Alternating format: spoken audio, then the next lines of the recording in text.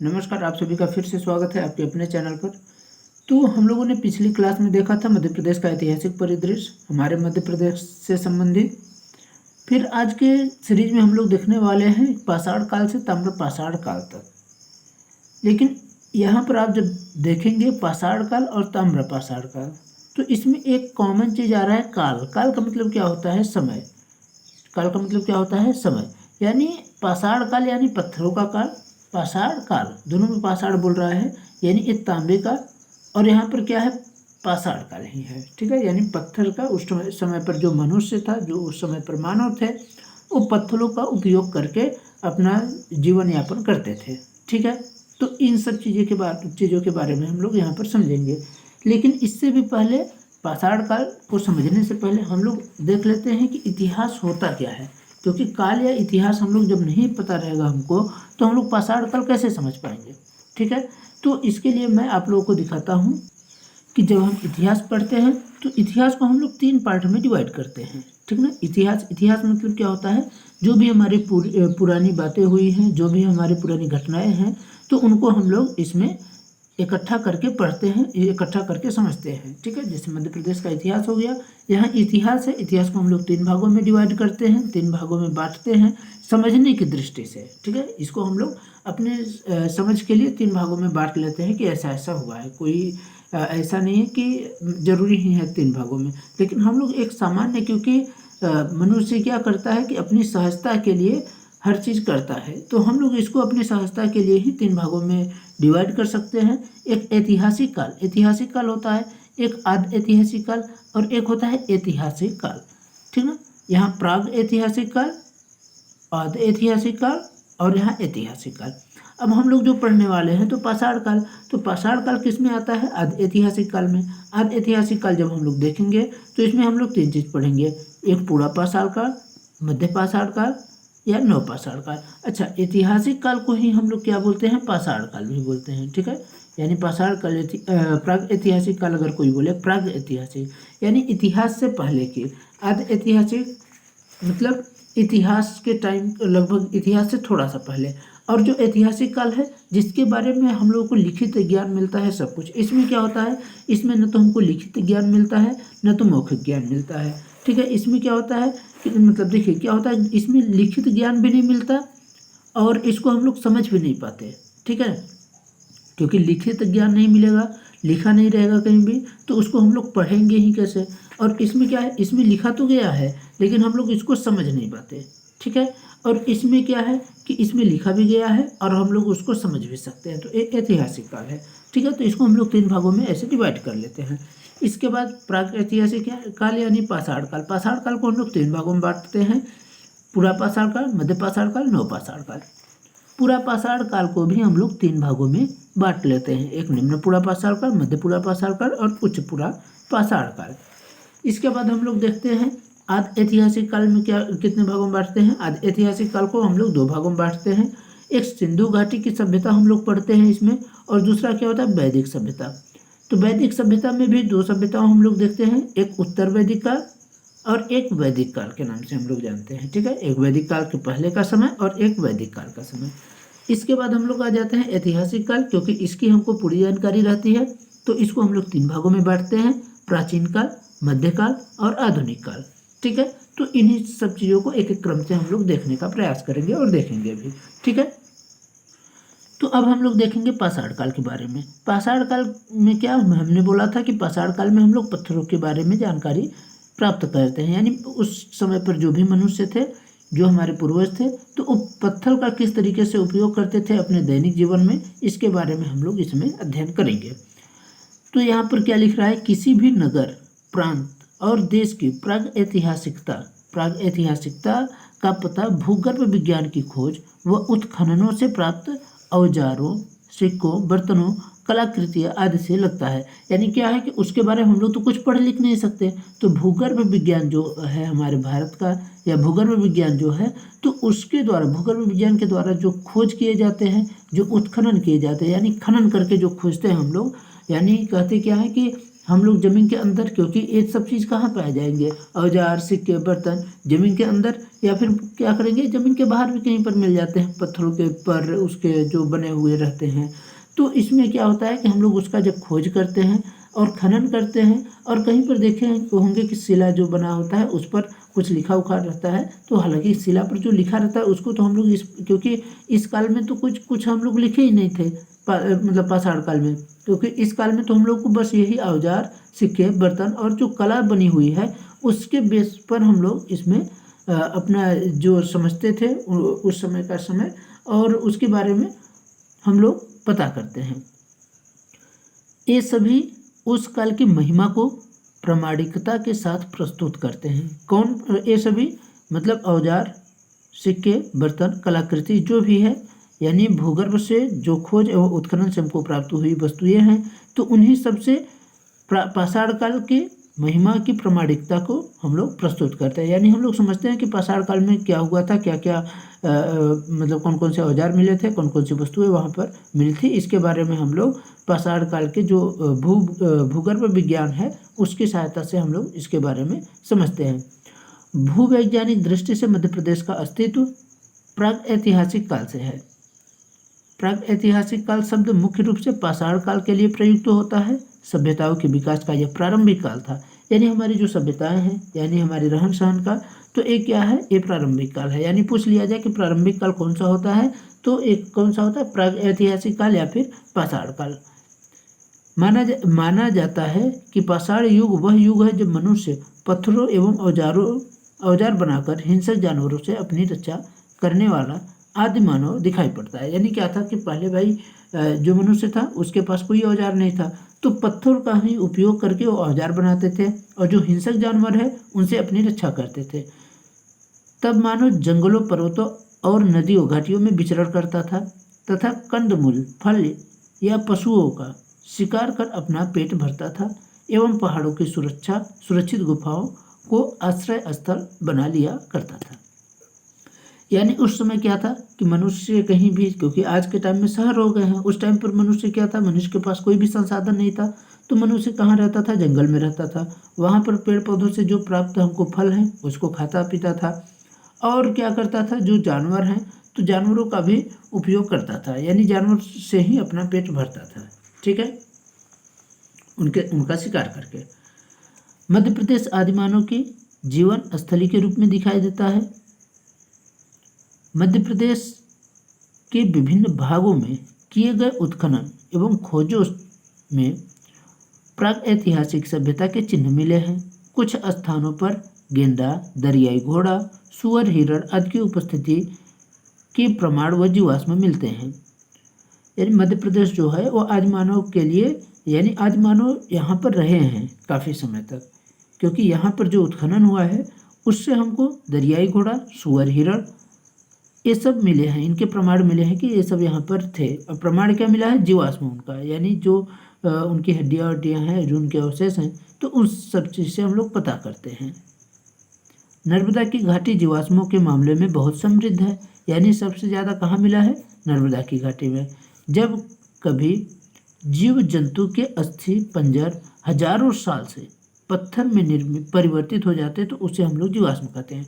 अच्छा, जीवाश्म क्या होता है, तो जीवाश्म के बारे में यहाँ पर बताया है कि जब कभी जो जीव जंतु होते हैं उनके अस्थि पंजर, यानी जो अस्थियाँ होती हैं, ठीक ना, तो हजारों सालों में पत्थरों में परिवर्तित हो जाते हैं, तो उसे हम लोग जीवाश्म बोलते हैं।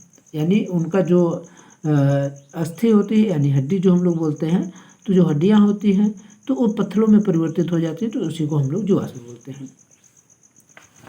अब हम लोग नर्मदा के बारे में देखें। नर्मदा देखिए, अमरकंटक से लेकर होशंगाबाद तक नर्मदा के किनारे पूरा पाषाण बोल रहा है, यानी पाषाण के पहले चरण में पूरा पाषाण के अनेक अवशेष मिले हैं। पत्थर की एक हस्त कुल्हाड़ी तथा प्राचीन काल में हाथी, गेंडा, दरियाई घोड़ा, रीछ, भैंसा आदि के अस्थिपंजर नरसिंहपुर के पास भुतरा में उपलब्ध हुए हैं। जिस परतों में हस्त कुल्हाड़ी मिली वह लगभग 4 लाख वर्ष प्राचीन मानी गई है। 1982 में नर्मदा घाटी में सीहोर जिले की बुदनी तहसील के गांव हथनौरा में आदि मानव का पत्थर बन चुका कपाल मिला है। ये कहाँ मिला है? नर्मदा 1982 में नर्मदा घाटी के सीहोर बुधनी तहसील में ये मिला था। हथनौरा में आदि मानव का पत्थर बना, यानी आदि मानव जो मनुष्य थे तो उनका कपाल यानी जो सिर होता है वो पत्थर बन चुका था, वो मिला था। लगभग 6 लाख वर्ष पुराना है। यानी ये जो आदि मानव का पत्थर जो बना हुआ था अवशेष, ये कितना था? ये 6 लाख वर्ष पुराना है। यह भारत के प्राचीनतम आदि मानव अवशेष हैं। इस खोज में मध्य प्रदेश क्षेत्र की प्राचीनता उजागर हुई है। यानी इस खोज से पता चला है कि मध्य प्रदेश में जो लोग रहे तो वो प्राचीन काल यानी जो आपका प्राग ऐतिहासिक काल पाषाण काल है उस समय से ही यहाँ पर आदि मानव रहते थे। इस काल में मानव ने अनेक कलात्मक अभिरुचियों की भी अभिव्यक्ति शैल चित्रों के रूप में की। प्राग ऐतिहासिक संस्कृति के लिए निम्न कालक्रम होते हैं। यानी जब हम लोग प्राग ऐतिहासिक संस्कृति जब देखते हैं तो इसके लिए जो है तो वो निम्नलिखित कालक्रम है। वही जो हमने बताया था आपको, पुरापाषाण काल, मध्य पाषाण काल और नवपाषाण काल। तो हम लोग सबसे पहले देखेंगे पुरापाषाण काल। पुरापाषाण काल में देखते हैं पुरापाषाण काल क्या होता है कि ऐतिहासिक कालीन अवशेषों में पाषाण उपकरण प्राप्त हुए हैं। इन उपकरणों के आकार प्रकार एवं इन पर धार बनाने के लिए फलकीकरण के आधार पर इनको कई भागों में विभक्त किया गया है। पुरापाषाण काल में विकास के कई चरण देखे गए हैं। कालांतर में विद्वानों द्वारा पुरापाषाण काल का विभाजन निम्न पुरापाषाण काल, मध्य पुरापाषाण काल और उत्तर पुरापाषाण काल में किया गया है। इन कालों से संबंधित उपकरणों का विवरण उसी प्रकार मिलता है। अब हम लोग क्या देखे थे? पुरापाषाण काल। पुरापाषाण काल में हम लोग 3 भागों में आते हैं, निम्न पुरापाषाण काल, मध्य पुरापाषाण काल और उच्च पुरापाषाण काल। तो अब देखिए जो इसमें क्योंकि पत्थरों का उपयोग किया गया था और इनको जो फलकीकरण, ये जो आपको दिख रहा होगा कि पहले पत्थर कैसे थे उसके बाद फिर उसको कैसे बनाया गया, तो ये यहाँ पर निम्न पुरापाषाण कालीन हैंडेक्स है। यानी इस समय पर जो हम लोग के पत्थर थे वो कैसे इसका हम लोग औजार बनाए, कैसे क्या उपयोग करते थे, तो वो चीज़ यहाँ पर दिया गया फलक के रूप में।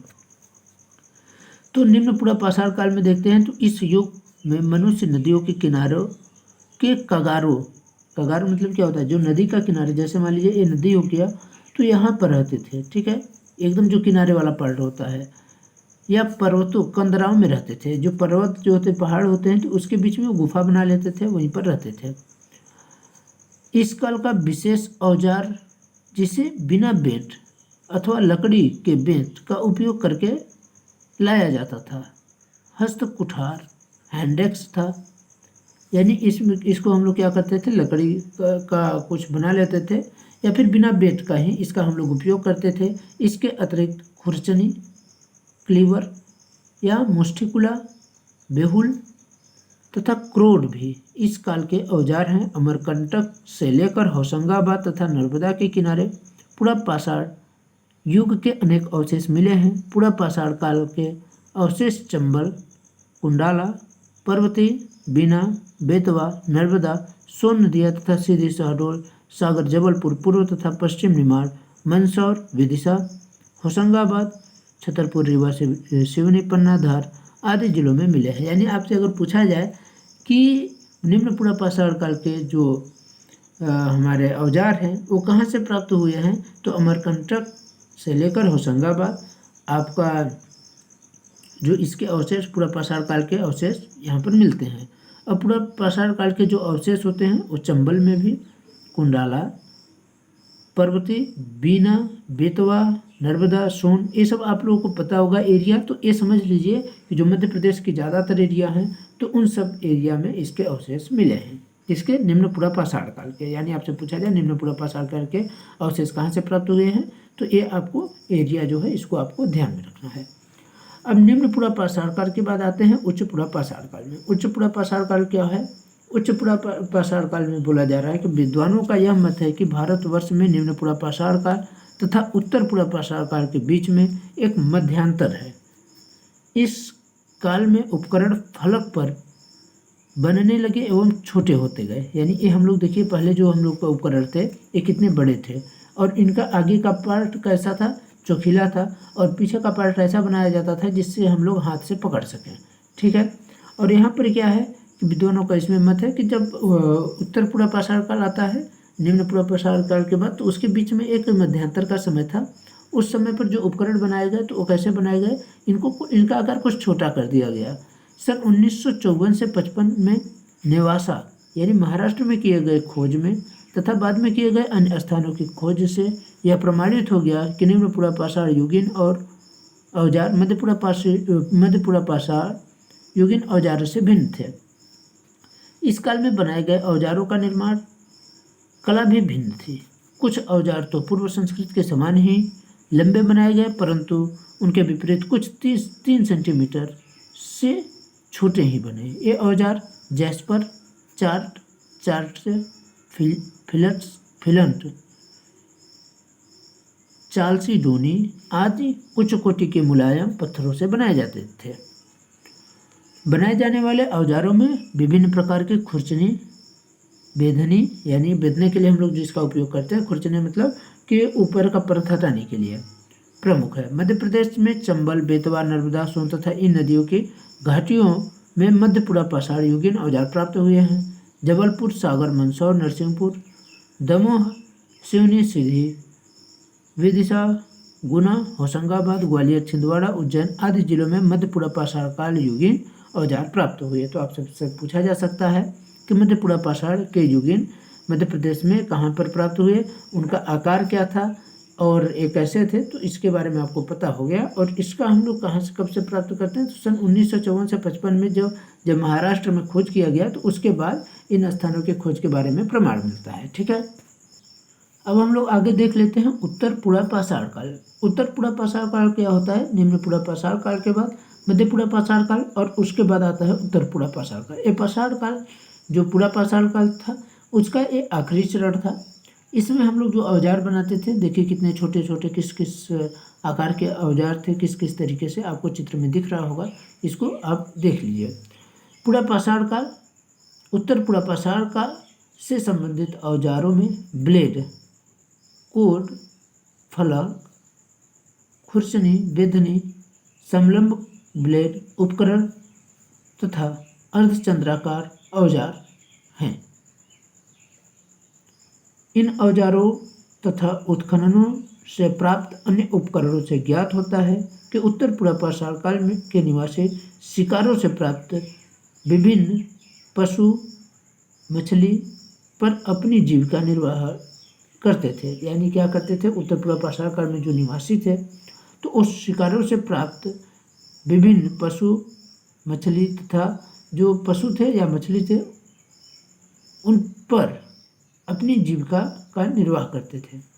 लघु पाषाण औजार के साथ पशु तथा मछली की हड्डी इस बात के प्रमाण हैं। यानी लघु पाषाण औजार के साथ जो होते हैं, मतलब छोटे पत्थरों के औजार तो जो होते हैं, पशु तथा मछलियों की हड्डियां इस बात के प्रमाण हैं। यानी जो मछली है उनकी हड्डी और जो पशुओं की हड्डी से औजार जो प्राप्त होते हैं, तो इस चीज़ के लिए प्रमाण है कि इन पर ये निर्भर रहते थे। आभूषणों में मनके तथा सीप की बनी वस्तुओं का भी मानव उपयोग करते थे। इस काल में औजार, यानी इसमें देखिएगा कि पूर्व पाषाण काल में जब हम लोग पढ़ते हैं तो इसमें उत्तर पूर्व पाषाण काल में आभूषण का भी प्रयोग किया गया। यानी पूछा जाएगा कि किसमें आभूषण का प्रयोग किया गया, तो उत्तर पूर्व पाषाण काल में आभूषणों में मनके और सीप से बनी वस्तुओं का भी मानव उपयोग करते थे। इस काल में जो औजार थे उन पूर्वी निमाड़, शहडोल, मंदसौर, सीहोर, होशंगाबाद, गुना, ग्वालियर, रतलाम, इंदौर, मंडला तथा धार जिलों में स्थित अनेक स्थानों से प्राप्त किए गए। भीमबेटका के शैलाश्रयों से इस काल में अनेक शैलचित्र भी प्राप्त हुए। ठीक है, तो ये रहा हमारा पूर्व पाषाण काल। अब चलते हैं पूर्व पाषाण के बाद हम लोग आते हैं मध्य पाषाण काल में। तो मध्य पाषाण काल क्या है, इसके बारे में देखिए इसमें कैसे कैसे चीज़ों का प्रयोग होता था। तो यह युग भूविज्ञान के नूतन काल से संबंधित है। इस समय हिमयुग समाप्त हो गया था एवं इस समय गर्म जलवायु का प्रारंभ हो गया था। हिमयुग का मतलब क्या है कि इस समय तक जो पूरा पाषाण काल था उस समय क्या था कि बहुत ज़्यादा मतलब ठंडी थी, यानी ठंडा युग था उस समय। और इसके बाद जो आ गया तो एक गर्म युग हो गया, यानी यहाँ की जलवायु फिर कैसी होने लगी, गर्म। ठीक है, गर्म जलवायु का प्रारंभिक चरण था। इस युग का मानव आखेटक व संग्राहक था। यानी इस युग में पहले में क्या था कि शिकार करता था या फिर जो फलों पर वो जीवित रहता था। दो तीन चीज़ों पर रहता था पूरा पाषाण काल में। पूरा पाषाण काल में किस चीज़ पर, एक तो वो जो फल फूल थे उस पर, और एक जो जानवरों से प्राप्त होता था उनको, वो उस पर जीवित रहते थे। लेकिन इस युग में यानी मध्य पाषाण काल में क्या हो रहा है कि ये हिमयुग यहाँ पर समाप्त हो जाता है और इस समय पर गर्म जलवायु का प्रारंभिक चरण था। तो इस युग में मानव कैसा था, आखेटक तथा संग्राहक था। यानी पिछले काल में भी मानव कैसा था, आखेटक यानी शिकार करता था, और संग्राहक मतलब फूलों को, जो फल फूल हैं उसको इकट्ठा करता था। मांसाहार के साथ कंदमूल फल सेवन करने लगा था। इस काल के उपकरण छोटे थे, जैसे हसिया। अब देखिए हसिया का, चाकू का जैसे छोटे उपकरण हैं, इनका उपयोग कब बनाया गया, तो मध्य पाषाण काल में। जैसे छोटे उपकरण, अधिकांश उपकरण छोटी ब्लेडों पर निर्मित मिलते हैं, इसलिए इस काल के उपकरणों को लघु पाषाण यानी माइक्रोलिथ कहते हैं। इस काल में मृद भांडों यानी मिट्टी के बर्तन का हम लोग का सबसे पहला साक्ष्य कब मिला था, मध्य पाषाण काल में। यानी मिट्टी के बर्तन के बारे में पर चित्रकारी भी मिलती है। मिट्टी के बर्तन बनने उस पर चित्रकारी भी। बहुमूल्य पत्थरों पर निर्मित अनेकानेक मन के आभूषण के परिचायक हैं। इस काल से संबंधित शैलचित्रों के प्रमाण भीमबेटका, आदमगढ़, सागर, पंचमढ़ी, रायसेन, नरसिंहगढ़, रीवा, सतना, ग्वालियर, शिवपुरी, भानपुरा में प्राप्त हुए हैं। अच्छा, इसमें आप लोग को दो तीन चीज जो है, जैसे शैल चित्र। शैल चित्र क्या होता है, शैल का मतलब होता है पत्थर पर बनाए गए चित्र। यानी पत्थरों पर बनाए गए चित्र का प्रमाण हमको कहाँ से मिलता है, भीमबेटका से, आदमगढ़ से, सागर से, पंचमढ़ी, रायसेन, नरसिंहगढ़, रीवा, सतना, ग्वालियर और शिवपुरी से। यानी शैल चित्र क्या होता है कि पत्थरों पर बनाए गए चित्र। अब देखिए क्या होता है शैल चित्र के बारे में हम लोग देख लेते हैं। चित्रित गुफाओं के मामले में मध्य प्रदेश जो चित्र, देखिए गुफाएं जो हैं, गुफाएं तो कई तरीके से हैं, लेकिन जिसमें चित्र बनाए गए हैं इस मामले में मध्य प्रदेश देश में सबसे समृद्ध है। शैल चित्रों को लेकर मध्य प्रदेश की गिनती विश्व स्तर पर है। विंध्य और सतपुड़ा की पहाड़ियों में हमारे मध्य प्रदेश में भारत के लगभग 75% शैल चित्र पाए जाते हैं। कहाँ पाए जाते हैं, विंध्य और सतपुड़ा की पहाड़ियों में। कितने परसेंट, लगभग 75%। आदि मानव द्वारा चित्रित गुफा चित्रों में उस युग की संस्कृति के तथा मानव की संपूर्ण गतिविधियों को दर्शन होते हैं। ठीक ना। ये गुफाएं सारे प्रदेश में फैली हैं। विशेषकर इन्हें पंचमढ़ी, होशंगाबाद, सागर, छिंदवाड़ा, छतरपुर, पन्ना, ग्वालियर, सीहोर, रायसेन, विदिशा, गुना, रीवा, मंदसौर, शिवपुरी में देखा जा सकता है। भीमबेटका तथा जावरा के चित्र समूह विश्व के सबसे बड़े चित्र समूहों में है। कौन कौन सा, भीमबेटका और जावरा के। तो अब हम लोग देख लेते हैं कि कैसे कैसे। देखिए यहाँ पर एक पत्थर है, ठीक है। अब इस पर देखिए, इसमें इस तरीके से चित्र बनाए गए हैं और इसमें इस तरीके से चित्र बनाए गए हैं। देखिए यहाँ पर देखिए कि यहाँ पर आपको दिख रहा होगा हिरन उरन है, और यहाँ मनुष्य जैसे दिख रहा है, आदमी जैसे। थोड़ा सा देखने का प्रयास करेंगे इसको समझने का, तो आप लोग अच्छे तरीके से, क्योंकि सबका अलग अलग हो सकता है। अब इसमें क्या है, तो अब देखिए आगे देखते हैं कि भीमबेटका के शैल चित्र के बारे में। ये भीमबेटका है, भीमबेटका का ही ये शैल चित्र है। मध्य प्रदेश में मध्य पाषाण संस्कृति के औजार भी बड़ी संख्या में मिले हैं। नर्मदा घाटी में ये नरसिंहपुर, होशंगाबाद तथा महेश्वर में पाए गए हैं। मंदसौर, इंदौर, भीमबेटका व दमोह की सोनार तथा व्यारम नदियों की घाटी में औजार मिले हैं। सोन नदी घाटी में लगभग 500 औजार प्राप्त हुए हैं। इसके साथ ही रतलाम, उज्जैन, सीहोर, भोपाल जबलपुर, मंडला, सागर, छिंदवाड़ा, छतरपुर, गुना, पन्ना, धार आदि में भी मध्य पाषाण काल के अवशेष मिले हैं। उत्खनन में ऐतिहासिक काल की पुरातत्व सामग्री भी बड़ी संख्या में खोजी जा चुकी है। भोपाल के निकट भीमबेटका कहाँ है? जिला रायसेन में है। होशंगाबाद के निकट आदमगढ़ की गुफाओं तथा सागर के निकट पहाड़ियों एवं मुरैना जिले में पहाड़गढ़ के निकट से प्राप्त शैलचित्रों से उस समय के मानव की कलात्मक अभिरुचि व जीवन शैली के प्रमाण प्राप्त होते हैं। यानी इससे आपको क्या लगता है कि उस समय आदमी क्या करता था? क्योंकि हमको ये उत्सुकता तो होगी ना, क्योंकि आज के समय में तो भाई मानव पता नहीं क्या क्या करता है कि भाई पढ़ाई लिखाई भी कर रहा है क्या। उस टाइम पर पढ़ाई लिखाई करते थे? क्योंकि ऐसा तो कुछ प्रमाण वहाँ से प्राप्त नहीं हुआ पढ़ाई लिखाई का, या कहीं आते जाते थे उसका भी प्रमाण हमको नहीं खास प्राप्त हुआ। हमको इसमें क्या प्राप्त हो रहे हैं? क्योंकि जब हम लोग को शैल चित्र है उसी के बेस पर हम लोग इसमें करेंगे कि जो मनुष्य था वो अपना किस तरीके से जीवन यापन करता था, क्योंकि जीवन यापन का वो प्रथम चरण था। इसके बाद नवपाषाण काल में आ जाते हैं। नवपाषाण काल में क्या होता है? यह वह समय था जब मानव कैसा था? घुमंतु। यानी इससे पहले क्या था? मानव एक ही जगह पर कोशिश करता था, एक ही जगह पर रहता था, वहीं पर नदी के किनारे रहेगा या फिर कंदराओं में रहेगा, और वह उसी के आसपास जो जंगल है वहाँ से संग्राहक का कार्य करेगा, यानी फलों को इकट्ठा करेगा। और क्या करता है? अखेटक का कार्य करता है, यानी पशुओं को, जो भी जानवर हैं उनका शिकार करता था और अपना जीवन यापन करता था। नवपाषाण काल में क्या होता है कि मनुष्य कैसा हो गया? मनुष्य घुमंतु हो गया, यानी खाना बदोश जीवन में। यानी क्या करता था? एक ही जगह पर नहीं रहता था, एक से अतिरिक्त जगह पर हो जाता था। तो सामाजिक जीवन की ओर कदम बढ़ रहा था। मध्य प्रदेश में नवपाषाण काल के घोट अच्छी तरह तराशे गए और चमकाए गए औजार, यानी इसमें क्या, उस उधर तो चमकाए गए औजार नहीं थे, लेकिन इसमें क्या गए? तराशे गए और चमकाए गए। यानी जो कहते हैं ना तराशना, एकदम बढ़िया तरीके से पॉलिश मार करके मारे गए जो औजार हमको कहाँ से प्राप्त होते हैं? नवपाषाण काल में। ठीक है ना। इसके हमको कहाँ पर सच मिलते हैं? एरड़, जबलपुर, सागर, दमोह, एटा, होशंगाबाद आदि जगह से हमको मिलते हैं। इसके बाद हम लोग आ जाते हैं किसमें कि इस युग में, यानी किसमें? नवपाषाण काल के युग में ही कई विधाएं प्रारंभ हुई।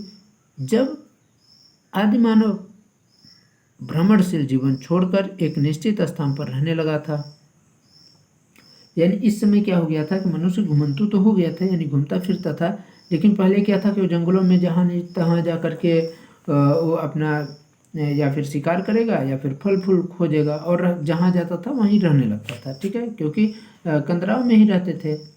इस युग के उपकरण पालिश युक्त एवं चमकीले होते थे। इस युग के उपकरण में सेल्ट, कुल्हाड़ी, वसुला, चीजेक, रचक, घन तथा ओप करने वाले उपकरण प्रमुख हैं।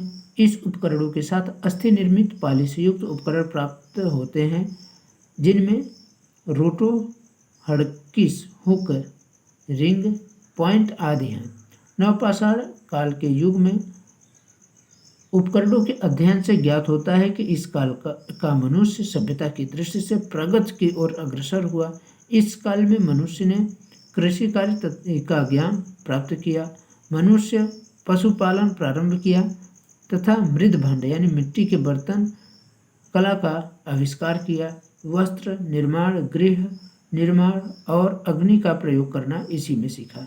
यानी क्या हुआ कि हम लोग किसका प्रयोग इसमें किए? इस काल में मनुष्य ने कृषि कार्य से पहले क्या करता था? नहीं करता था, तो कृषि काल का ज्ञान इसमें किया, पशु का पालन करने लगा तथा मृद भांड यानी मिट्टी के जो बर्तन थे उनका कला का आविष्कार। मिट्टी के बर्तन तो आपको पहले में भी मिल चुका है, यानी किसमें? मध्य पाषाण काल में। ठीक है, नवपाषाण काल में जब आते हैं तो मध्य पूरा पाषाण काल में भी शायद मिट्टी के बर्तनों का उपयोग किया गया था। ठीक है, लेकिन इसमें क्या होता है कि इस वाले में आपको जो नवपाषाण काल है तो इसमें आपको मिट्टी का बर्तन भी आपको मिलता है, उसका भी आविष्कार, उसमें जो कला है उसका आविष्कार किया गया और वस्त्र का निर्माण किया गया। गृह का भी निर्माण इसमें करने लगे, क्योंकि जब मनुष्य एक जगह रहेगा तो क्या करेगा? कपड़े पहनेगा और अपने लिए घर का निर्माण करेगा, और अपने लिए क्योंकि रहेगा तो खाना पीना उसको चाहिए ही, तो क्या करने लगा कि आग का भी प्रयोग करने लगा, क्योंकि वहाँ रहेगा तभी खाएगा पिएगा। इससे पहले आग का प्रयोग नहीं किया गया। तो यानी आपसे ये सब पूछा जाए तो ये किस में हुआ था? नवपाषाण काल में हुआ था। यानी इस प्रकार नवपाषाण युग में वर्तमान सभ्यता के अनेक अंगों का बीजारोपण हुआ। इसमें से आप लोग देखेंगे बहुत चीज़ों का हम लोग आज के टाइम पर भी उपयोग कर रहे हैं, क्योंकि जो वस्त्र है उसका भी निर्माण होता है, गृह का भी निर्माण होता है, अग्नि का भी प्रयोग होता है, मिट्टी के बर्तन अभी भी बन रहे हैं। तो ताम्रपाषाण काल अब हम लोग आगे देख लेते हैं।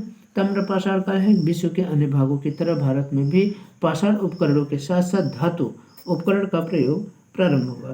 ताम्र जो तांबा था वो सबसे पहले उपयोग में लाया गया था। अतः यह युग ताम्र युग के नाम से जाना गया। कालांतर में मनुष्य ने यह अनुभव किया कि अति कठोर कार्यों के लिए तांबा अधिक उपयोगी नहीं है। अतः इस आवश्यकता की पूर्ति हेतु मनुष्य ने तांबे से मिश्रित धातु से कांसे का आविष्कार किया। अतः यह युग कांस्य युग के नाम से भी जाना जाता है। यानी ताम्र युग या कांस्य युग भी इस काल को कहते हैं। ठीक है। ताम्रपाषाण काल जो है मध्य प्रदेश में नर्मदा, चंबल, बेतवा के तट पर मोहनजोदड़ो और हड़प्पा की समकालीन सभ्यता के अवशेषों का था। दंगवाड़ा उज्जैन जिला में का था दंगवाड़ा है। आवरा तथा आहार मंदसौर में है। पिपल्या, लोरका, रायसेन, एरड़, सागर, मैसूर तथा नौदा टोली पश्चिमी निमाड़, बेसनगर, विदिशा आदि में बड़ी संख्या में मिले हैं। इस प्रकार मालवा क्षेत्र ताम्रपाषाण संस्कृति के धरोहर के लिए समृद्ध है। ठीक ना। पूछा जाए ताम्रपाषाण की धरोहर के लिए कौन समृद्ध है, तो इसके लिए कौन सा हो जाएगा? मालवा का क्षेत्र, क्योंकि मालवा के क्षेत्र में ही ये सब आते हैं। इसके बाद क्या है कि इस काल में मानव के क्रियाकलापों में बहुत से परिवर्तन दिखाई पड़ते हैं। इस समय मानव पक्के मकान बनाने के लिए ईंटों का प्रयोग करने लगा था। अभी देखेंगे ताम्रपाषाण काल से पहले तो मनुष्य घर तो बनाता था लेकिन पक्के ईंटे का उपयोग नहीं करता था, लेकिन इसमें घर बनाने के लिए, मकान बनाने के लिए पक्के जो ईंटे थे इसका उपयोग करने लगा था। पक्के मकान बनाने के लिए ईंटों का उपयोग करने लगा था। इसके अलावा उद्योग, धंधे और व्यापार भी करने लगा था। धर्म के प्रति उनकी आस्था भी बढ़ी। उनमें पूजा प्रार्थना करना शुरू किया। इसके साथ ही नृत्य, संगीत, पारिवारिक जीवन के विभिन्न दृश्य भी इस युग के मानव जीवन से होना पाया गया। तो इस तरीके से हमारा क्या होता है कि जो प्राग ऐतिहासिक काल है ये समाप्त होता है। अब अगली वीडियो में हम लोग क्या देखेंगे? ऐतिहासिक काल, यानी आपको वैदिक काल के बारे में रहेगा। ठीक है। तो धन्यवाद। आप लोगों को कैसी वीडियो लगी कमेंट कर बताना बिल्कुल ना भूलें। और अगर आपको वीडियो अच्छी लगी तो इसको लाइक कर दीजिए और अपने दोस्तों तक या अपने सहपाठियों तक चाहें तो इसको शेयर कर सकते हैं। ठीक है। मिलते हैं आप सभी से एक नए वीडियो में।